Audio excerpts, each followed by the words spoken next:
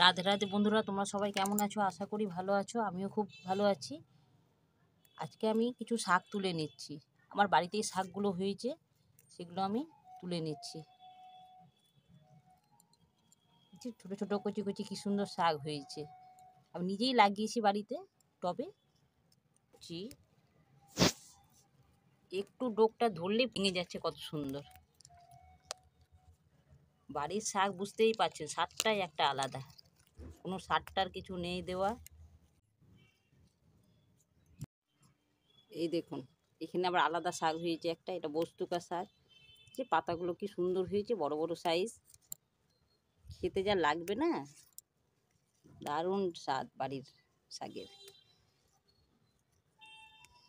এখন তো শাকের শেষের সময়, শীত তো শেষ, এতে এগুলো সব শীতের শাক। এগুলো আর গরমে পাওয়া যায় না। আমাকে শাক খেতে খুব ভালো লাগে, তাই জন্য আমি মাঝে মধ্যে বাড়িতে আমি শীতে শাক কিছু লাগিয়ে দিই। গরমে ডাঁটার শাক লাগিয়ে দিই, টবেই আমি সব লাগিয়ে দিই। ঠিক শাকগুলো, আমার শাকগুলো এতটা ভাঙা হয়ে গেছে সব বাড়ির। রান্নায় যাওয়ার আগে আর একটু শাক ভেঙে নিই, আরও কিছুটা আছে বেশ। আর কিছুদিন পরে এই শাকগুলো আর খাওয়া যাবে না, সব পাতাগুলো লাল হতে শুরু করেছে। কি সুন্দর লাগছে ভাঙতে।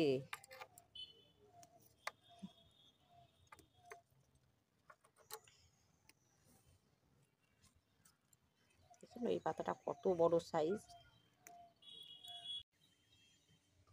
শাকগুলো সব ভাঙা হয়ে গেছে, এবার চলে যাচ্ছি রান্না। এটা ভালোভাবে ধুয়ে নেব, ধুয়ে নিয়ে খুব কুচি কুচি করে কাটতে হবে। দেখতেই পাচ্ছেন বন্ধুরা, শাকগুলো আমার কুচি কুচি করে কাটা হয়ে গেছে। ধুয়ে নিয়ে ভালোভাবে আমি কেটে নিয়েছি। কত সরু সরুভাবে কাটা হয়েছে। এটা সব রকম শাকই আছে এর মধ্যে, বুঝতেই পারছেন বাড়ির। যেখানে যেটা হয়েছে, কিছু ডাঁটা হয়েছে, কিছু পালং হয়েছে, কিছু বস্তুকা, এরকম সব রকম। কি সুন্দর লাগছে কালারটা, বুঝছেন। এবার চলে যাচ্ছি রান্নায়।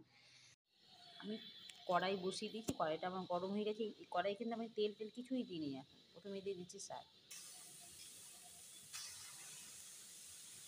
শাকগুলো সব দেওয়া হয়ে যাচ্ছে। শাকগুলো সব দেওয়া হয়ে গেছে। এবার আমি লবণ দিয়ে দিচ্ছি,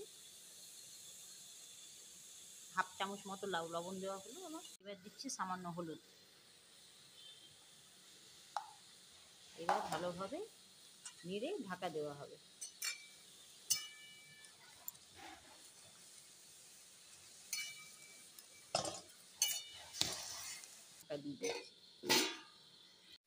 দেখতেই পাচ্ছেন শাকটা এবার কতটা আমার জল বেরিয়েছে।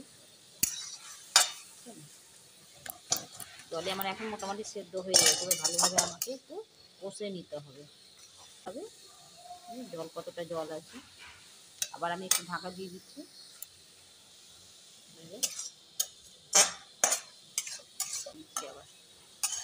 এবার জলটা শুকিয়ে গেছে, এবার নামিয়ে দিচ্ছি। এবার নিয়ে নিচ্ছি এখানে বেগুন। বেগুনটা ভালোভাবে কেটে নেব। ছোটো ছোটো ছোটো করে একেবারে কাটা হচ্ছে বেগুনটা। আমার বেগুনগুলো কাটা হয়ে গেছে। কত ছোটো ছোটো কুচি কুচি করে কাটা হয়েছে। কুচি কাটা হবে তত তাড়াতাড়ি ভালোভাবে সেদ্ধ হয়ে যাবে বেগুনটা। এবারে সরু সরু পাতলা পাতলা। বেগুনে এখন বীজ হয়ে গেছে, বুঝতে পারছেন শীতের শেষ, আর এখন কচি বেগুন অতটা পাওয়া যাবে না। হালকা হালকা বীজ হয়ে গেছে। এবার থেকে পাঁচফোড়ন দেওয়া হচ্ছে। দেখছি পাঁচফোড়নটা দিয়ে দিচ্ছি আমি। দেওয়া হচ্ছে লঙ্কা, কাঁচা লঙ্কা। এবার দিয়ে দিচ্ছি বেগুন। তেলে এবার প্রথমে বেগুন দেওয়া হচ্ছে। বেগুনটা দিয়ে একটু ভালোভাবে ভেজে নেব লাল করে।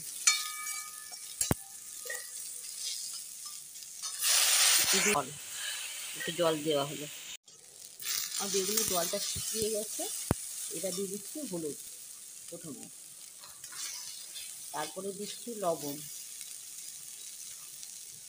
সামান্য পরিমাণ লবণ। লবণ আর হলুদটা দিয়ে ভালোভাবে ভেজে নিচ্ছি। এবার দিয়ে দিচ্ছি শাক। যে শাকটা আমার সেদ্ধ করা আছে, শাকগুলো। শাকটা দিয়ে ভালোভাবে আমি নেড়ে নিচ্ছি। এবার ঢাকা দিতে হবে। ঢাকা দেওয়া হয়ে গেছে আমার। এবার ঢাকাটা আমি তুলে দিচ্ছি। এবার ভালোভাবে একটু নাড়তে হবে। এবার দিচ্ছি সর্ষের তেল। সামান্য আমি সর্ষের তেল দিয়ে দিলাম। এবার দিচ্ছি সামান্য চিনি। চিনিটা চাইলে আপনারা দিতেও পারেন, না পারেন। আমি একটু মিষ্টি পছন্দ করি, তাই আমি দিলাম। তেল আর চিনিটা দিয়ে এবার ভালোভাবে কষে নিতে হবে। যত শাকটা কষা যাবে ততই ভালো লাগবে শাকটা।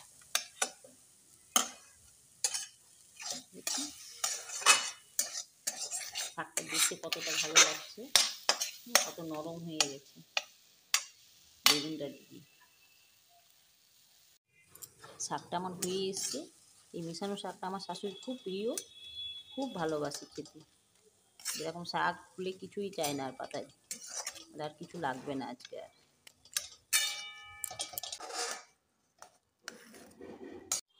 দেখতে পাচ্ছেন শাকটা আমার কত সুন্দর লাগছে দেখতে।